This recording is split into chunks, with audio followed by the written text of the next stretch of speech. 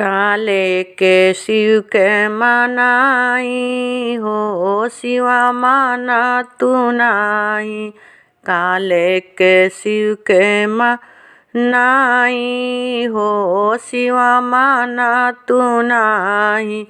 कोठाया मारी शिव के मन ही ना भावे, कोठाया मारी शिव के मन ही ना भावे। टूटही पलंगिया कहाँ पाई हो, शिवा माना तू नाही। टूटही मड़ैया कहाँ पाई हो, शिवा माना तू नाही। काले के शिव के मनाई हो, शिवा माना तू नाही। काले के शिव के मनाई हो, शिवा माना तू नाही। पूरी सोहारी शिव के मन ही ना भावे, पूरी सोहारी शिव के मन ही ना भावे। भंगिया के गोला कहाँ पाई हो, शिवा माना तू नाही।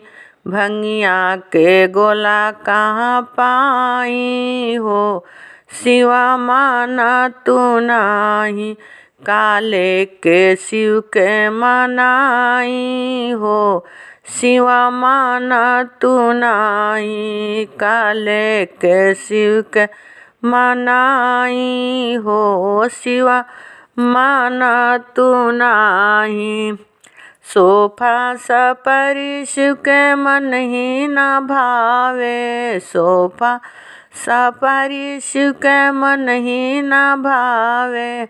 मिर्गा के छाला कहाँ पाई हो, शिवा माना तू नाही। मिर्गा के छाला कहाँ पाई हो, शिवा माना तू नाही। काले के शिव के मनाई हो, शिवा माना तू नाही। काले के शिव के मनाई हो, शिवा माना तू नाही।